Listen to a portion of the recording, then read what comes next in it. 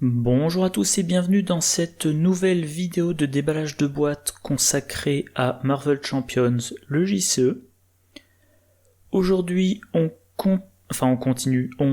termine la boîte Convoitise Galactique avec les cartes du deck préconstruit de Rocket Raccoon. Mais d'abord,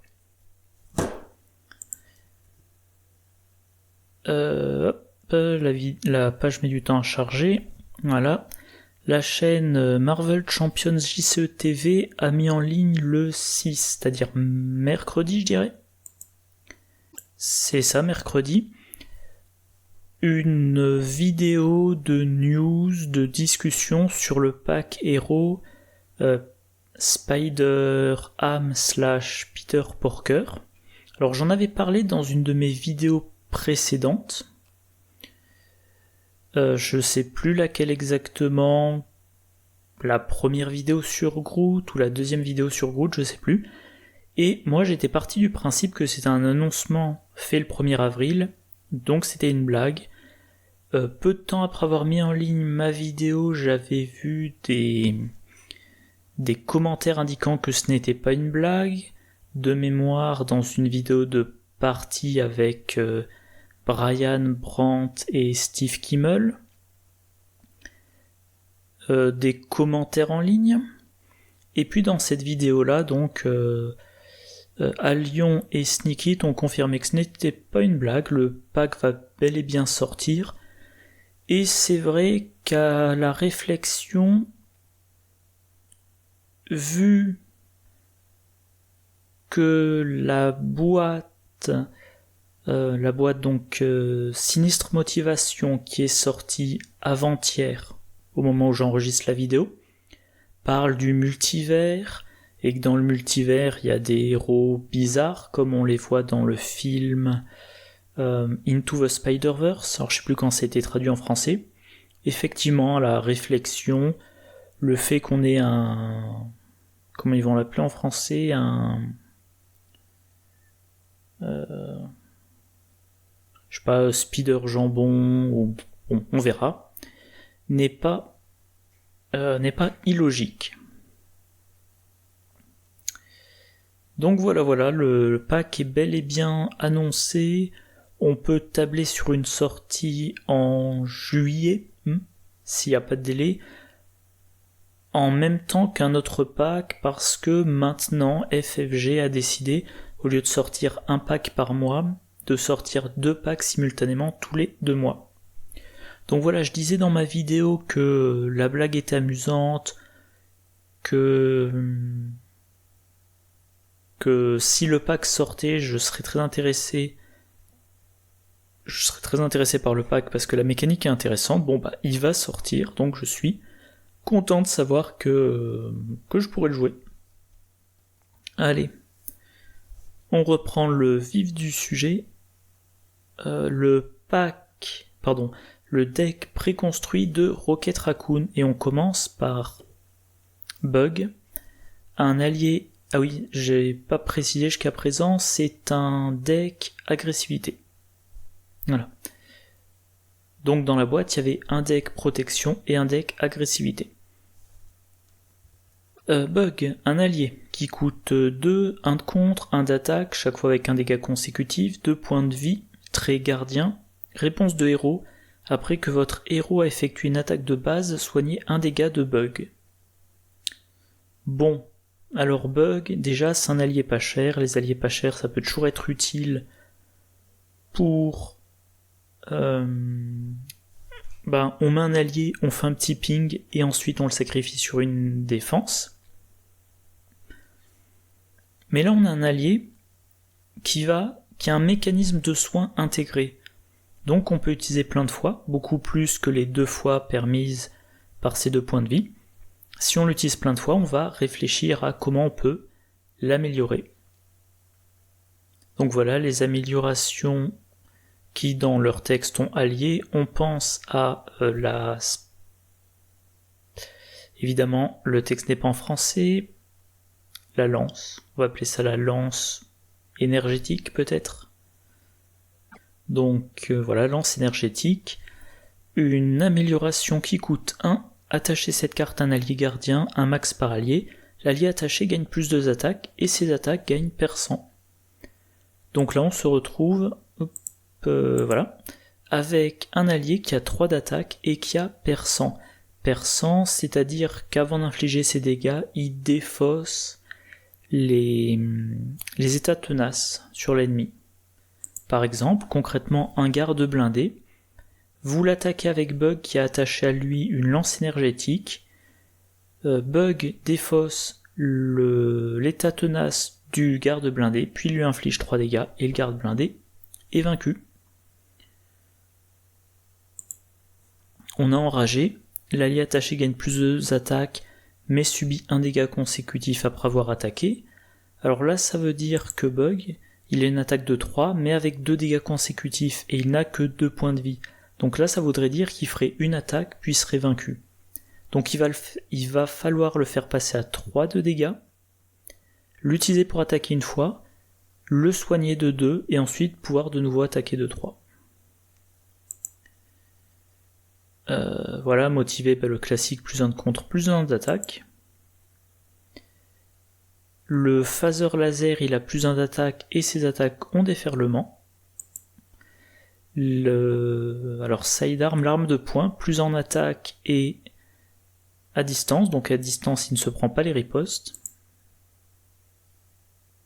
Donc voilà, Bug, on a de quoi le booster en agressivité, en commandement, également en basique. Ça veut dire, pour en faire un très bon allié d'attaque, pour pouvoir le conserver, il va falloir faire des attaques de base avec le héros. Voilà.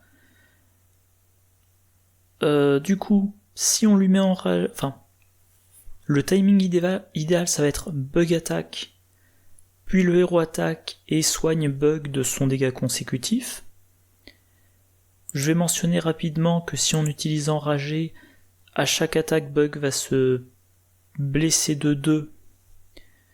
Donc, il va falloir que le héros attaque 2 fois pour soigner complètement Bug. Du coup, pourquoi pas vif argent, voilà. Voilà, donc vif argent, après que vous avez utilisé l'un de vos pouvoirs de base, redressez-le. Donc vif argent, attaque, il se redresse, il réattaque, il a soigné Bug de 2 points de vie. Mais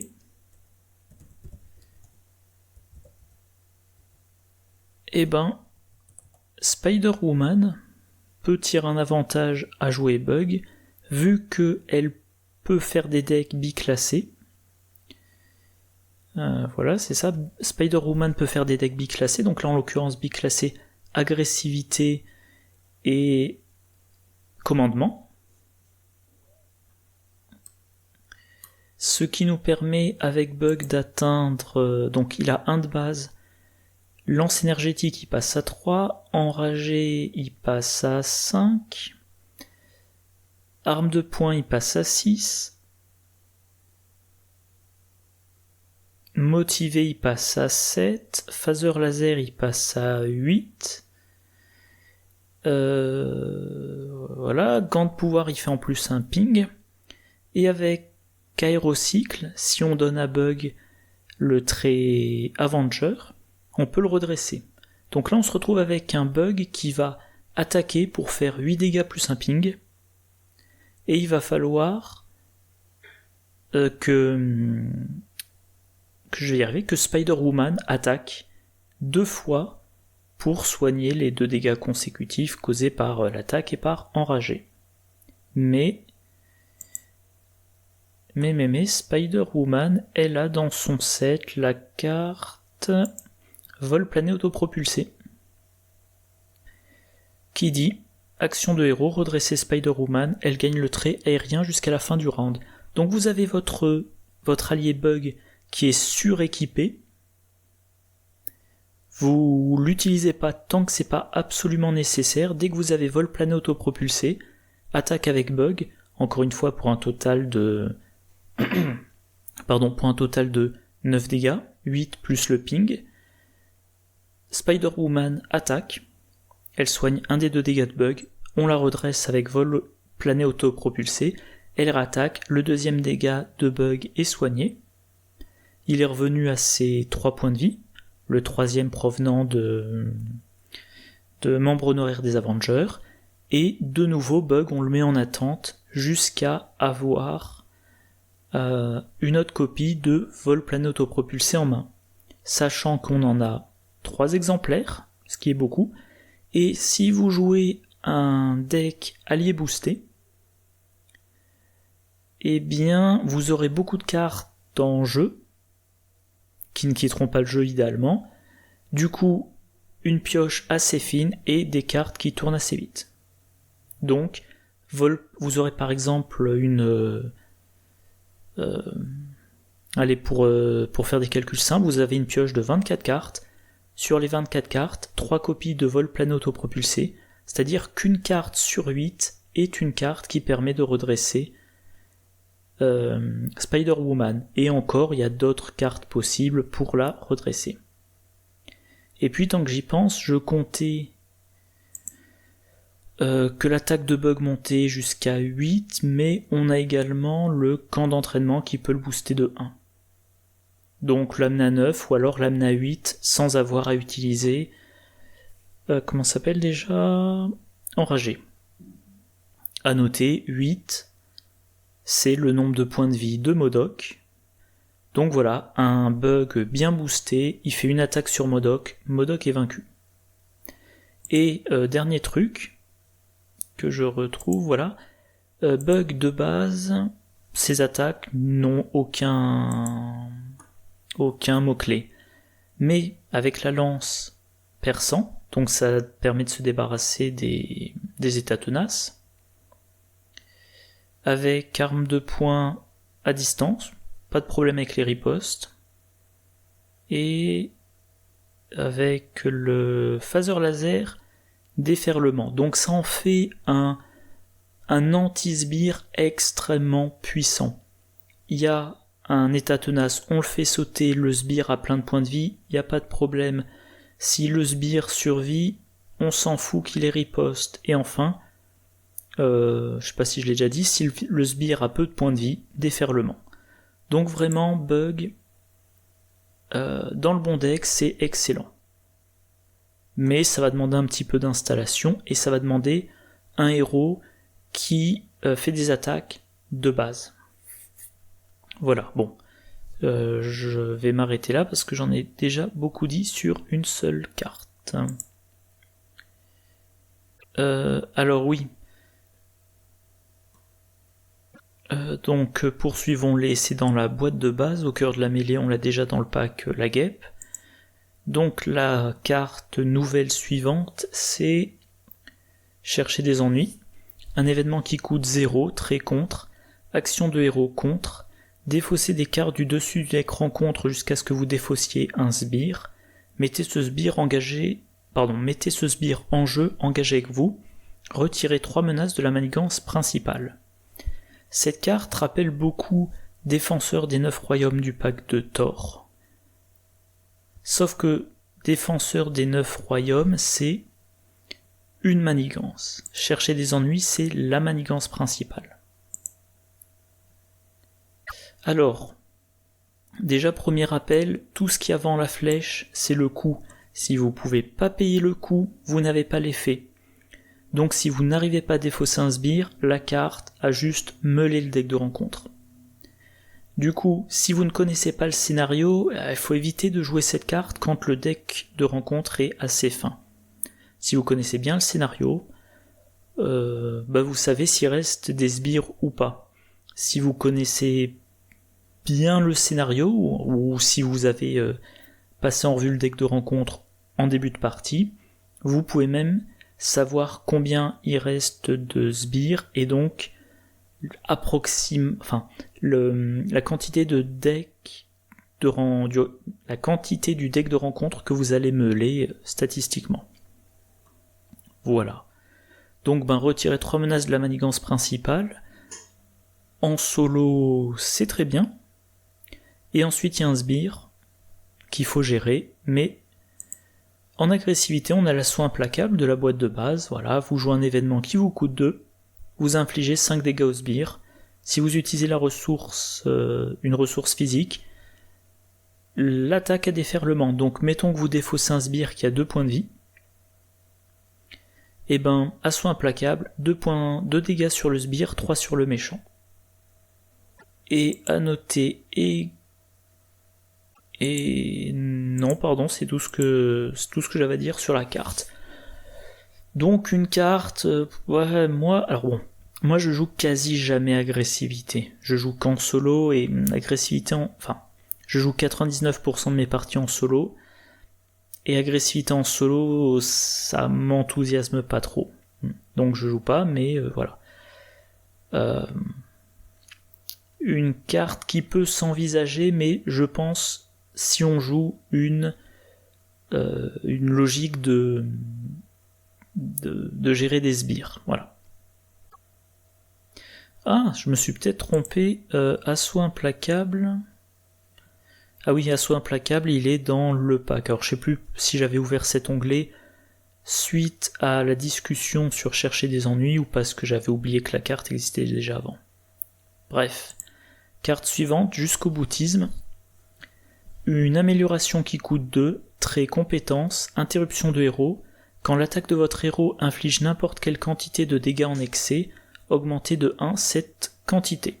Alors jusque boutisme, voilà, c'est marqué là, même le tout début du commentaire, une carte qui crée un archétype. Et il y a un exemple de deck. Bon. Voilà. Cette carte-là, elle augmente les dégâts en excès infligés par le héros. Du coup, cette carte-là, c'est une carte à combo, on veut la jouer avec toutes les cartes qui font du dégât en excès. Donc par exemple, toutes les cartes qui ont déferlement, du style assaut implacable. Assaut implacable, si vous payez avec au moins une ressource physique l'attaque à déferlement. S'il y a déferlement, le déferlement, c'est-à-dire que s'il y a des dégâts en excès, ils sont infligés aux méchants. Et grâce à jusqu'au boutisme, au lieu qu'il y ait, par exemple, un dégât en excès, il y a 2 dégâts en excès au lieu de 2, il y en a 3, etc., etc. Bien évidemment, jusqu'au boutisme, vous pouvez les cumuler. Si vous jouez un deck basé là-dessus, vous en mettez 3 dans votre deck. Au bout d'un moment, vous arrivez à avoir les 3 en jeu. Et quand vous jouez assaut implacable, au lieu d'avoir un dégât en excès qui est infligé aux méchants, vous avez 4 dégâts en excès infligés aux méchants. Jusqu'au boutisme, ça va servir aussi par exemple avec Hulk tout cassé. Un événement qui coûte 3. Donc quand Hulk effectue une attaque de base, il a plus 10 en attaque pour cette attaque. Et si on a utilisé uniquement des ressources physiques pour payer la carte, elle a déferlement. Donc Hulk va attaquer avec une force, avec une attaque de 13, 14, 15, voire encore plus avec notre boost. Et à partir du moment où il y a des dégâts excédentaires, ce qui est quand même très probable quand on a une attaque d'au moins 13, le méchant s'en prend encore plus. Dans le set de héros la guêpe, on a un événement d'attaque qui inflige 5 dégâts. Si on le joue quand on est sous forme minuscule, ça la place 8 dégâts avec déferlement. Le lancer de marteau de Thor, 8 dégâts avec déferlement. Voilà, donc ça c'est pour tout ce qui est déferlement. Mais il y a aussi toutes les cartes qui mentionnent du dégât en excès. Comme par exemple Au cœur de la mêlée, qui est dans le pack la guêpe, mais aussi dans cette boîte, sans grande surprise. La combo est fournie dans la boîte. Donc Au cœur de la mêlée, un événement qui coûte 3, attaque, action de héros, attaque, infliger 6 dégâts à un sbire, retirer une menace de la manigance principale pour chaque point de dégâts en excès infligé par cette attaque. Donc une carte qui vous permet de contrer uniquement la manigance principale, en infligeant des dégâts en excès. Grâce à jusqu'au boutisme, vous augmentez les dégâts en excès, donc vous augmentez aussi les menaces retirées. Voilà, bon bah c'est tout simple. C'est tout simple. Oui, je m'excuse, j'ai eu un bug, j'étais en train de me dire qu'à la fin de cette vidéo, j'étais en train de me demander quel deck je jouerais à la fin de cette vidéo. Et si j'aurais le temps ou pas de le filmer avant qu'il fasse nuit. Autre exemple de carte qui interagit bien, Instant Triomphe, un événement qui coûte 0, réponse de héros. Après que vous avez attaqué et vaincu un ennemi, soignez un dégât de votre héros pour chaque point de dégâts en excès infligé à cet ennemi par cette attaque.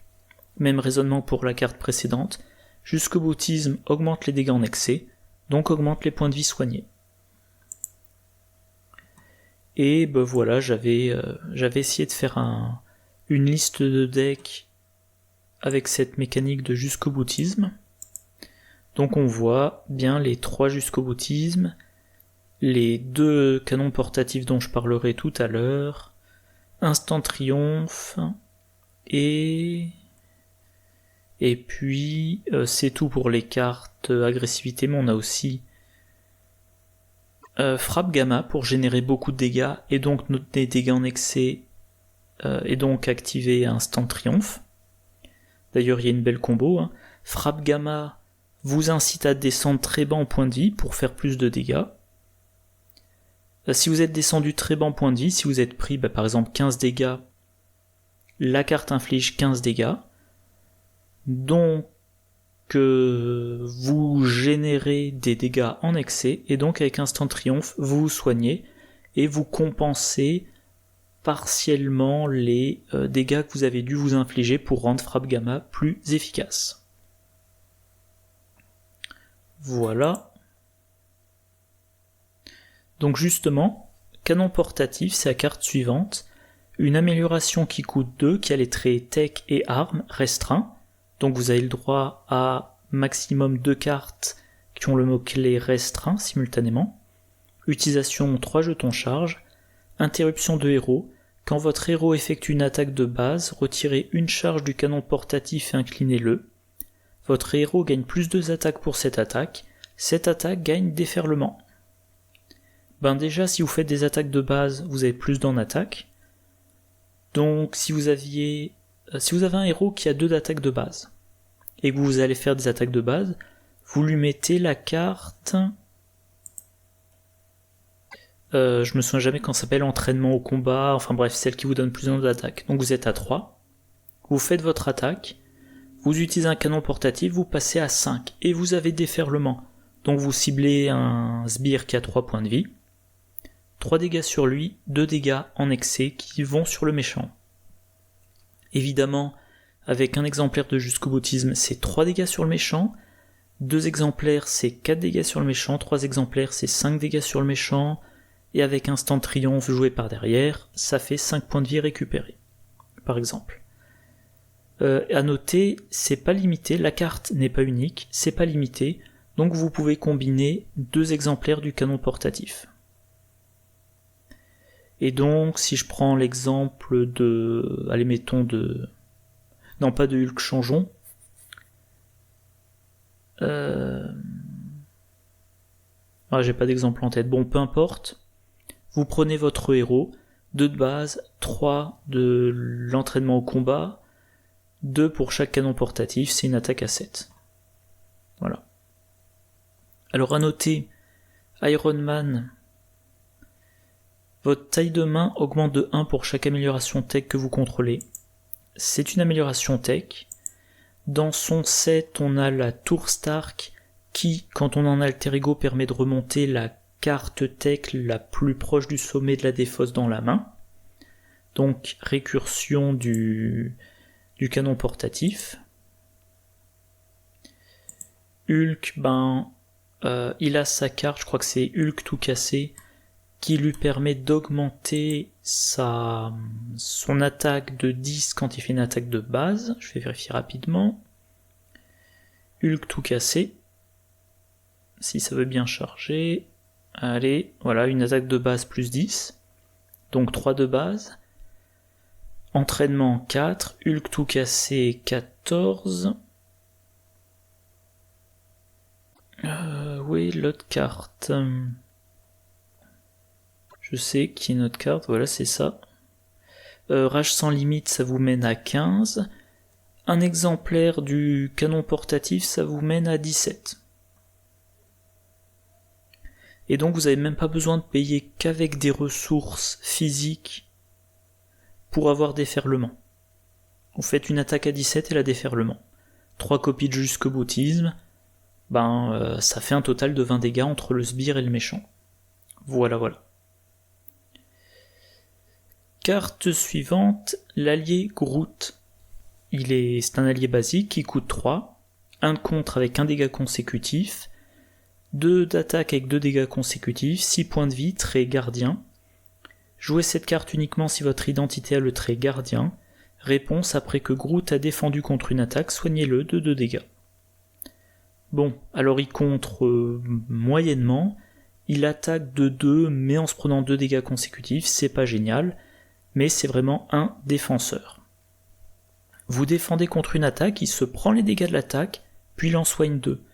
Donc potentiellement, un ennemi qui a 2 d'attaque, comme par exemple MODOK, si vous avez MODOK en jeu, que vous passez le reste de la partie en héros, vous n'avez pas besoin de tuer MODOK. MODOK attaque, vous défendez avec Groot. Groot subit 2 dégâts, puis se soigne de 2 dégâts, donc il n'a pas souffert de l'attaque de MODOK. Évidemment, s'il se prend des attaques de 3 ou plus, il va par exemple prendre 3 dégâts, puis se soigner de 2, donc il a été blessé.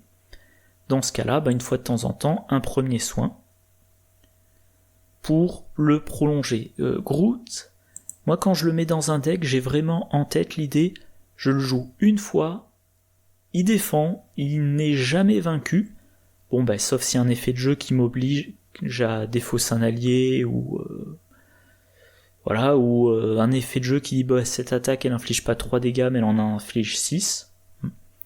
Mais sinon c'est l'allié que je joue une seule fois. Même sans jouer un deck allié boosté et soin d'allié. Ah oui, dans le soin bien évidemment si vous jouez protection vous avez l'équipe médicale. Et Groot, l'allié Groot, il a un intérêt, c'est avec la carte Faune et Flore, qui est bien évidemment présente dans le deck préconstruit de Rocket Raccoon. Donc c'est un événement basique qui coûte 1, en équipe, Groot et Rocket Raccoon, donc vous ne pouvez jouer cette carte-là que si vous jouez le héros Groot ou le héros Rocket Raccoon. Là on va voir le cas où vous jouez le héros Rocket Raccoon. Il faut qu'en jeu il y ait l'autre personnage mentionné, donc là vous jouez le héros Rocket Raccoon et vous avez l'allié Groot en jeu. Max 1 par deck, ok. Action de héros. Placez 2 jetons charge sur une amélioration du set Rocket Raccoon et redresser cette amélioration. Donc je vais prendre l'exemple des batteries. Les batteries, elles ont 2 charges sur elles. Quand on les incline, on met un jeton charge sur une autre amélioration tech. Pour que cette amélioration tech tire, que ce soit le canon à particules, le lance-roquette ou le pistolet de roquette.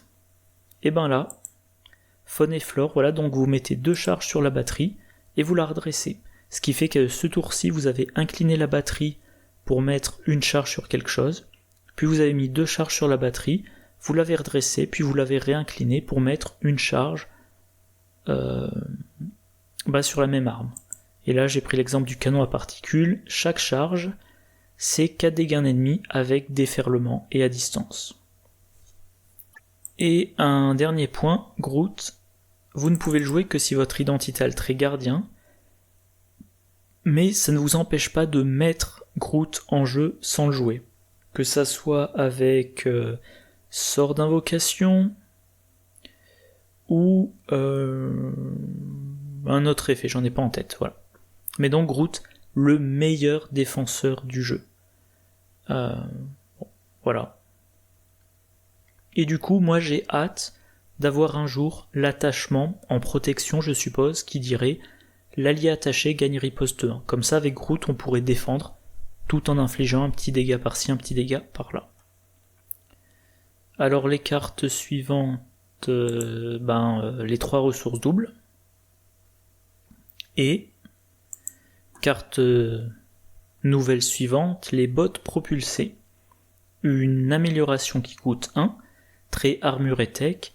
Jouez cette carte uniquement si votre identité a le trait gardien, 1 max par joueur.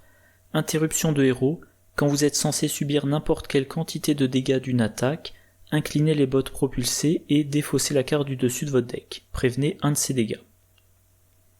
Alors, je sais pas trop qu'en dire sur cette carte-là. Ça permet de prévenir un petit dégât par-ci, un petit dégât par-là. Voilà, mais il faut à chaque fois meuler un peu son deck. Alors Rocket Raccoon, pour rappel... Bon déjà Rocket Raccoon, 9 points de vie, récupération de 3, tant qu'il est pas bien équipé, il est fragile. Donc ça va l'aider. Autre rappel, Sale Trait Tech. Voilà, potentiellement au premier tour. Enfin, je me souviens vaguement d'une discussion entre Ryzen et Sneakit au sujet de cette carte-là, sur le fait que, si on peut la mettre en jeu, on la met en jeu, éventuellement on s'en sert un peu, et ensuite Rocket Raccoon, il va utiliser sa capacité d'alter ego, il la défausse, il pioche 2 cartes. Donc les bots, la carte bot, la carte pour payer les bots, c'est 2 cartes, et plus tard, vous défaussez les bots et vous récupérez vos 2 cartes. Un peu comme si vous aviez investi des cartes maintenant pour les repiocher plus tard. À noter aussi que Rocket Raccoon, alors la carte le fait meuler, lui fait meuler son deck, mais éventuellement Rocket Raccoon il a récup, c'est ça. Voilà, une ressource qui génère 2 ressources, une carte ressource qui génère 2 ressources. Après avoir dépensé cette carte, placez sur votre deck une amélioration tech de votre pile de défausse. Si vous meulez une amélioration tech, avec ça vous pourrez la remettre sur votre deck. Et enfin, ça contribue au deck défense parfaite. Donc les decks défense parfaite, j'en ai parlé dans ma vidéo précédente sur la 4ème journée du Hero Contest, sont les decks où on défend et on booste sa défense de sorte à ne pas subir de dégâts et ensuite on déclenche des effets, par exemple l'effet difficile à ignorer, vu qu'on s'est pas pris de dégâts, et les bots peuvent aider. Alors évidemment dans un deck de gardien, et Captain America n'est pas gardien, mais bon, voilà, ça c'est l'embryon de deck défense parfaite dont je parlais, je crois, au sujet du deck préconstruit Groot et de la carte difficile à ignorer. Et voilà, un deck défense parfaite avec un gardien, on peut jouer les bots propulsés. Et maintenant que j'y pense, je disais, encore une fois dans ma vidéo de Hero Contest, Drax. Alors là, faudrait que je change c'est pas du passif agressif, selon moi, c'est un peu différent. Quand je joue Drax, mon objectif... Est-ce que je les ai mises d'ailleurs? Non, pas dans cette version-là. Quand je joue Drax, mon objectif, vu qu'il se fait attaquer plein de fois, c'est que chaque attaque fasse un peu moins de dégâts que prévu. Avec coup préventif, avec pas de côté... bien évidemment avec ses cartes à lui, donc paré, avec la carte, alors Shake It Off, je sais plus comment ça s'appelle, je sais plus quel est le nom en français. Bref, voilà, le but n'est pas d'annuler les dégâts, le but n'est pas d'avoir une défense parfaite, mais le but c'est de diminuer la quantité de dégâts reçus à chaque fois. Et là, on a une carte qui va à chaque fois diminuer de 1 ses dégâts. Enfin, une fois par round, vu qu'il faut les incliner.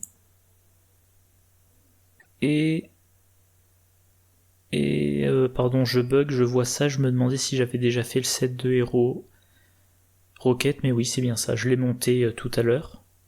C'est juste qu'à force de préparer des vidéos, des fois j'oublie lesquelles j'ai tourné, lesquelles j'ai pas encore tourné. Donc bref, bot propulsé, c'est pas génial, c'est marginal, mais dans certains decks, ça peut trouver sa place, ça peut faire la petite différence, voilà. mine de rien, si la partie s'éternise et que les bots vous les utilisez pendant 10 rounds, ça fait 10 dégâts évités. 10 dégâts évités, ça peut être l'ensemble des points de vie du héros, ça veut dire que le héros n'est pas repassé en alter ego pour se soigner. Voilà, un peu moins de 40 minutes. Donc le récap.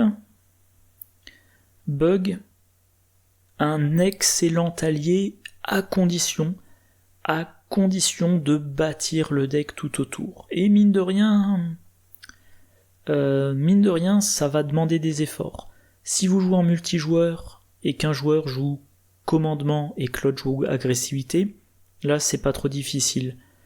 Si vous jouez agressivité uniquement, vous avez pas autant de capacité de boost, mais c'est surtout que c'est-à-dire qu'il faut utiliser bug pour l'attaque, il faut que votre héros fasse des attaques de base.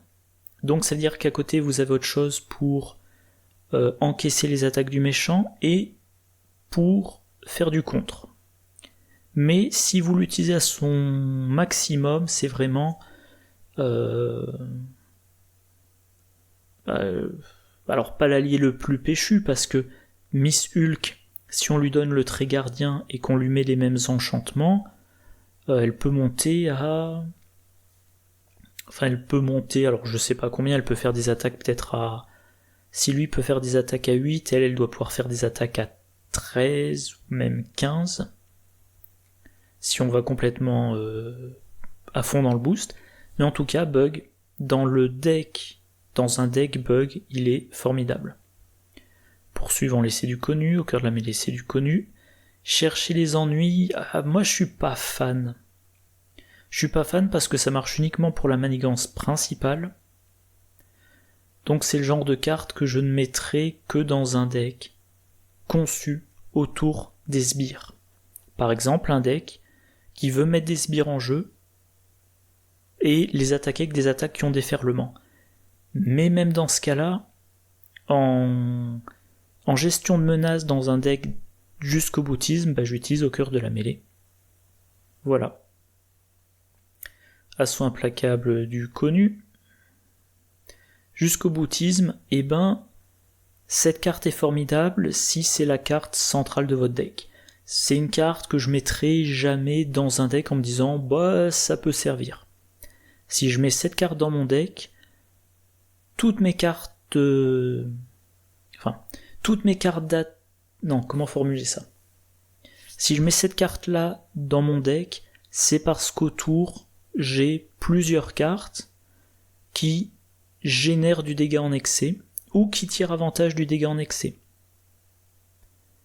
Ça va être que par exemple j'ai un événement d'attaque qui a déferlement que j'ai mis en 3 exemplaires, que j'ai un événement qui me dit pour chaque dégât en excès vous faites tel truc et que cet événement là je l'ai mis en 3 exemplaires, et que j'ai un autre événement en 3 exemplaires pour profiter du dégât en excès. Mais dans un deck jusqu'au boutisme, ça peut être puissant et ça peut être très fun à jouer. Et ce qui me ramène à ce que je disais tout à l'heure.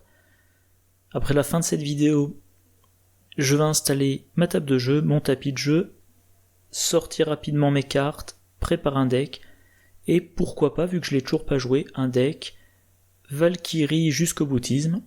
Elle a la carte Chooser of the Slain, j'ai pas le nom en français. Donc pour aller chercher des sbires, ensuite, une fois que vous avez le sbire en jeu, il n'y a plus qu'à lui faire une attaque déferlante dessus. Canon portatif, c'est pas une carte que je joue beaucoup, mais